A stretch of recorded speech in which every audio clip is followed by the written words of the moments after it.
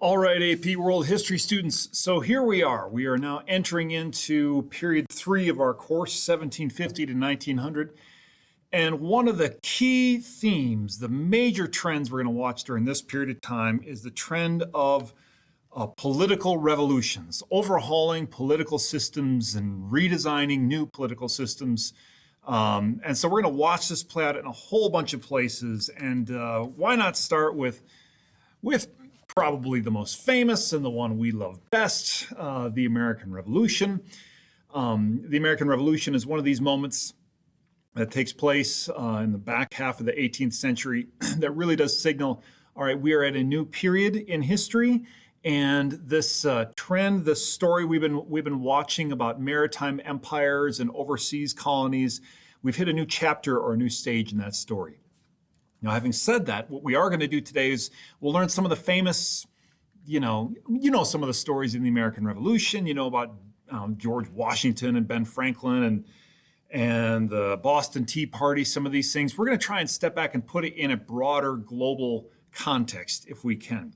So we're going to focus on causes of the revolution. I'll give us a couple details along the way, and we're going to step back and just say what makes the American Revolution so significant in a world historical sense. So that's what we're going to do here in this lesson today. There's a phrase, the American Revolution, you've heard of before. The Atlantic revolutions you probably haven't heard of before. And that's because when we sort of zoom out and look at this story from a broader context, we notice that the American Revolution is not the only thing of that type happening during that period of time. The American Revolution, in fact, starts. It's in a certain way, it's a domino that starts tipping a whole chain of dominoes, a whole set of revolutions that pops up. And that takes place in the United States, then in France, then in Haiti, then all across Latin America.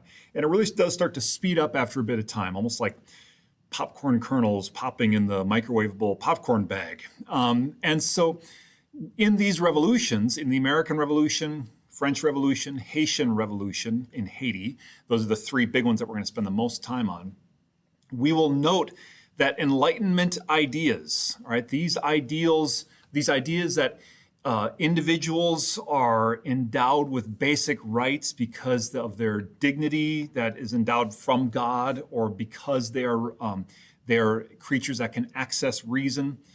They have these rights. Government exists to protect those rights. All those basic, and like basically like with thinking about systems of government with the individual and the rights of the individual at the center of that story, as opposed to like the greatness or power of the state at the center of the story. That's a new thing that gets started here in the American Revolution.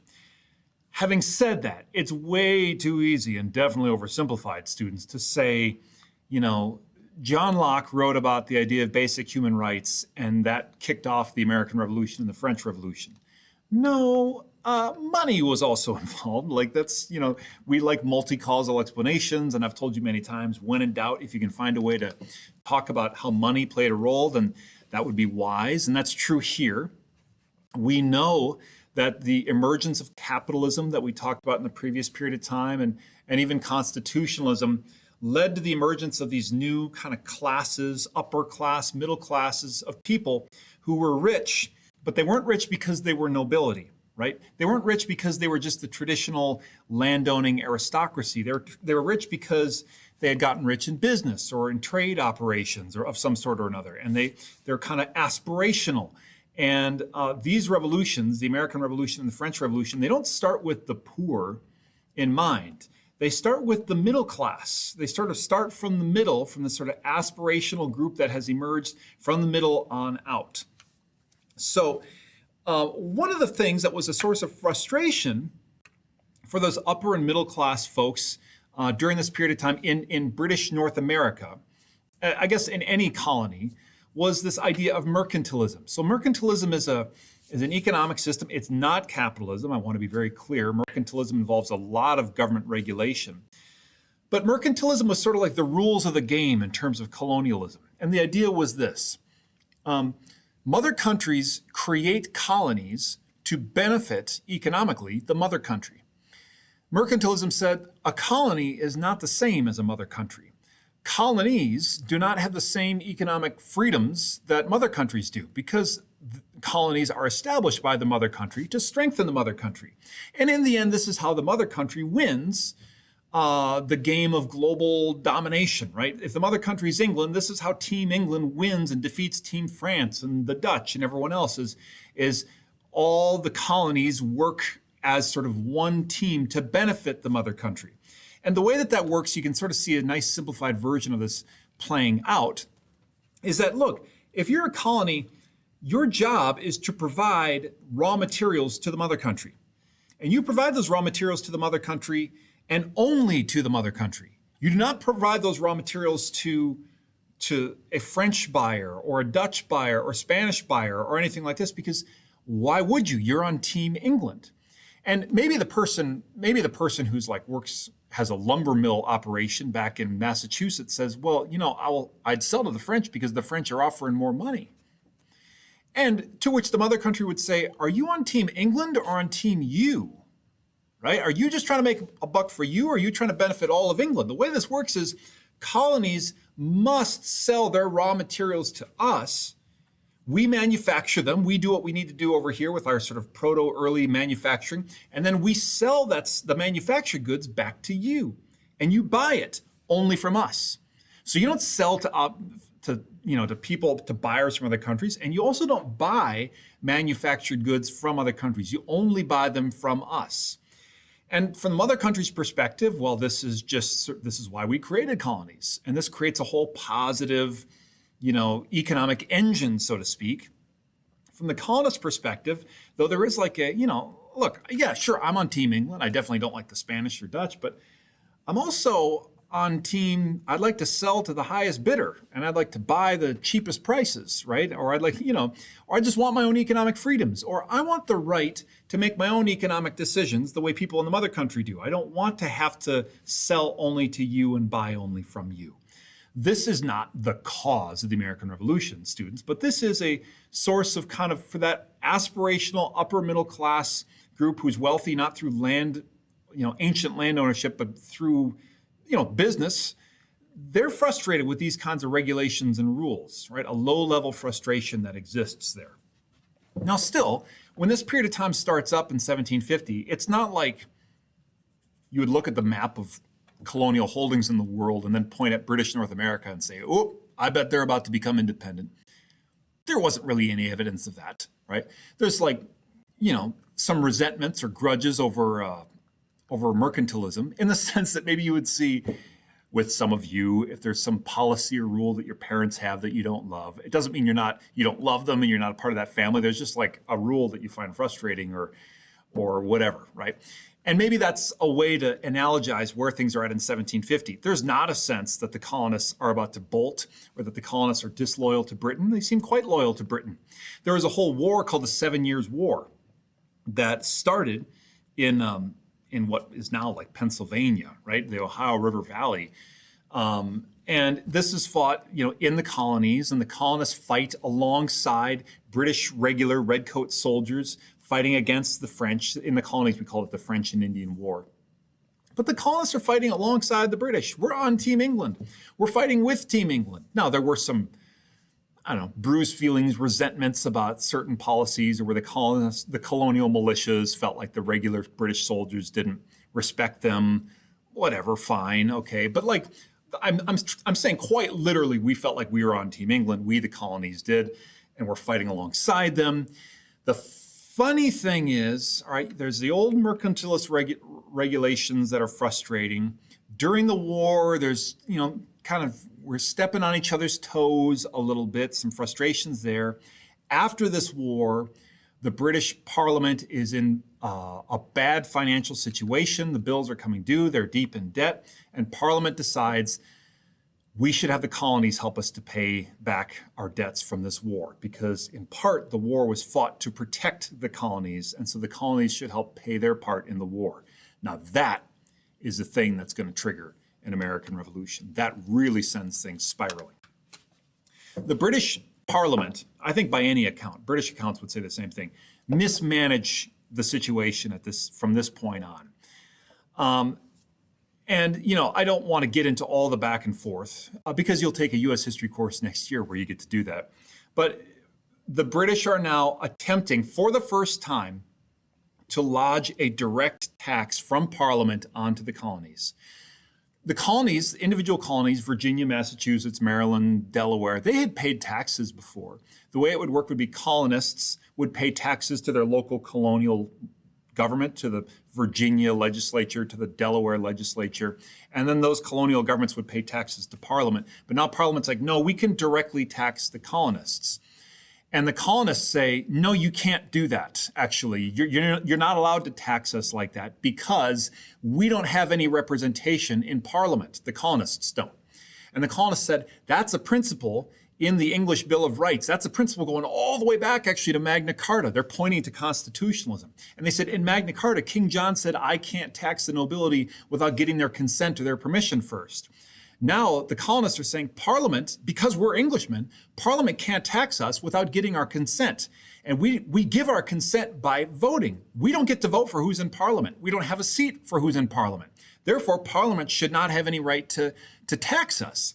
And it causes a huge stink, right? A huge back and forth. And Parliament tries, removing that tax and bringing in a different tax. And the colonists are like, no, forget it. And as a protest to that tax, as a protest to mercantilist regulations that say you have to buy manufactured goods only from us, there's this famous incident that you see depicted here where colonists take a whole bunch of tea from the British East India Company and dump it into Boston Harbor. Millions of dollars worth of tea from the East India Company destroyed.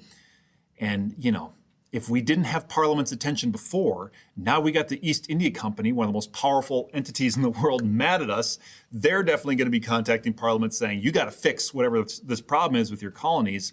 And so mercantilism, the rights to tax, paying off these debts, it's creating a big old mess. And I'd say again and again, the problem that British Parliament and King George have is they just try to keep cracking down, forcing the colonies to sort of consent to these rules.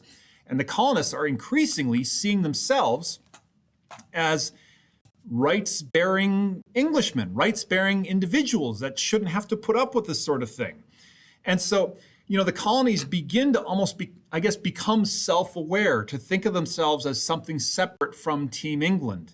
They form this Continental Congress, and Continental Congress is illegal. They're not supposed to do this, but all the colonies, Massachusetts and Rhode Island and Delaware, the 13 colonies, right? They start to gather together in Philadelphia to deliberate on what are we going to do and how are we going to respond. And it's slow to go at first. At first they don't really do very much.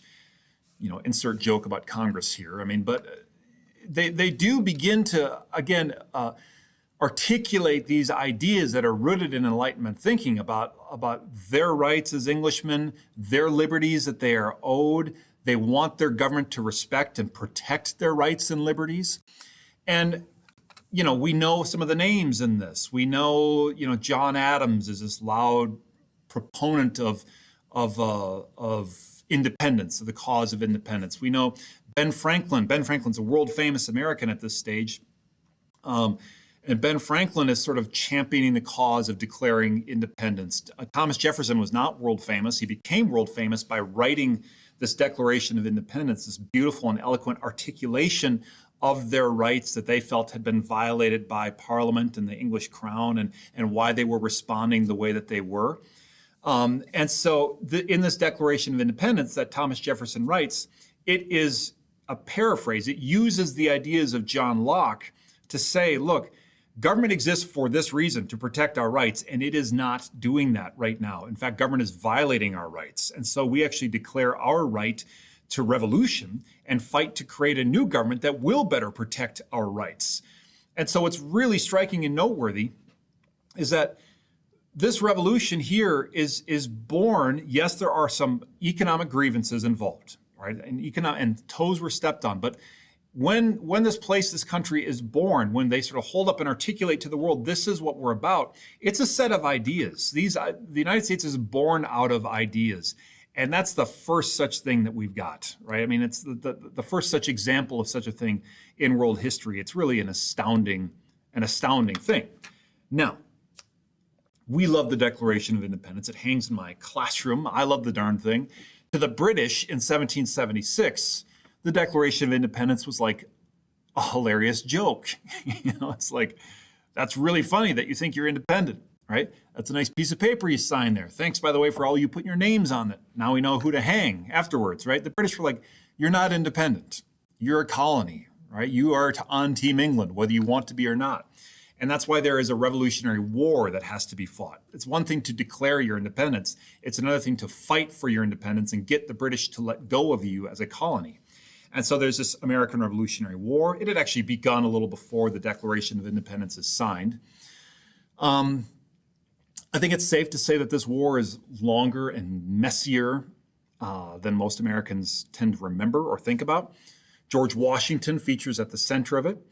And George Washington's main job in the Revolutionary War was, hey, you're going to lose battles. You're probably going to lose a lot of battles. What you can't do is be defeated, be fully defeated, and surrender your army. You have to hang on and hold on. And so Washington and the Americans, what their hope was, cause enough mischief, headaches, frustration for the British, where eventually the French would jump in. If it starts looking like, hey, the Americans have a chance here, we hang around long enough, then the French jump in, and suddenly, like, there's two sides that are somewhat equally pitched, the Americans and the French versus the British. And at that point, that might be enough to get the British to just say, fine, forget it, and walk away. And that's, again, the short version of what happened. And at the conclusion of that war, the British are in such a mood to walk away that at the Treaty of Paris in 1783, they give the United States not only the land of the colonies, but all the British territory in North America, west to the Mississippi, not counting Canada. But we never count Canada for anything. That's fine. And that's on the internet now. Anyway, so the United States becomes the first nation in the world established on Enlightenment principles of what we call classical liberalism, right? The rejection of monarchy, of absolute monarchy, and the American Revolution is a rejection of monarchy in general. Rejection of state religion and state privileges, state aristocracies, and instead the principles of like rooting ourselves in individual rights, protecting our liberties, our economic liberties, right to life, liberty, and pursuit of happiness, as Jefferson articulates, and a government that is limited by laws, a government that cannot do simply whatever it wants to do whenever it wants to do it because it says it's an emergency, but a government that sort of must follow its own internal rules, its own internal constitution. It's worth reading this key couple sentences from the beginning of the Declaration of Independence, where Jefferson writes, "We hold these truths to be self-evident, that all men are created equal, that they are endowed by their Creator with certain unalienable rights, that among these are life, liberty, and the pursuit of happiness, that to secure these rights, governments are instituted among men, deriving their just powers from the consent of the governed, and that whenever any form of government becomes destructive of these ends, it is the right of the people to alter or to abolish it and institute new government." So, all people are created in the image of God. All people are created with this innate dignity. And because we bear that innate dignity, we bear certain rights. And Jefferson doesn't list all of our rights here, but he just says among them are life, the right to liberty, and to pursue happiness as we see fit.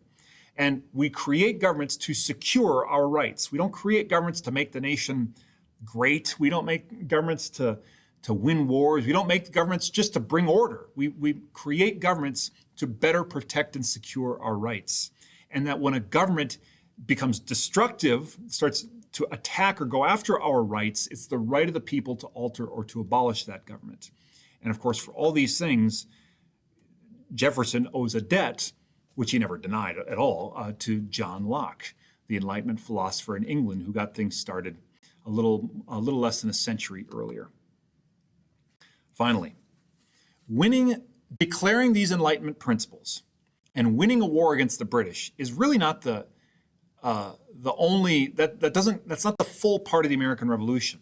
In a certain way, it's not even the hardest part of the American Revolution. The thing that's really striking about the American Revolution is that we stick the landing. This is not a revolution that just ends by going back to what we had before. It's not a revolution that ends in dictatorship, which is very frequently how these things end. I'll tell you about the French Revolution soon enough, which ends exactly that way. The American Revolution ends after a brief period trying a different sort of constitution called the Articles of Confederation. That's a mess. You'll learn about that next year. The American Revolution ends with a constitution, with the United States Constitution, the world's oldest written constitution that has been in continuous use.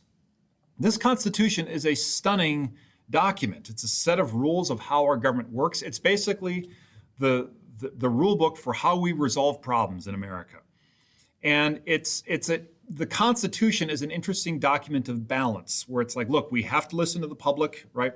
And have some democratic principles, but there's also times when we don't listen to the public, where like the court systems will resolve things without the public's involvement. Or like the House of Representatives is very sensitive to the public with elections every 2 years, but the Senate is not sensitive to the public. They have elections only every 6 years, right? And we have a lot of government power, but we're going to take that power and divide it between the legislative branch and the executive branch and the judicial branch so that no one person or faction can gain access to all the power and become too powerful. So it's a complex system that's designed not for simplicity and not for efficiency, but it's designed for durability, and it's designed to make sure that you, young student, is never going to get steamrolled or utterly bulldozed by some political faction that you hate. They're never going to be able to completely bulldoze you and the people that you care about and whatever faction you're a part of. At the same time, here's the bad news. You and your faction, your group, are always going to have to share power with them. Sorry, that's what the Constitution says. And so I'll also note one last thing, one key piece here. The American Revolution, for as revolutionary as it was, topples, it's like the British lost control of us. The crown no longer controls us. It creates a whole new country.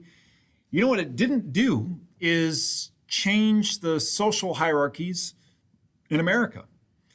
It definitely didn't touch slavery, which is a weakness. That's a inadequacy. I mean, that's a problem in the American Revolution.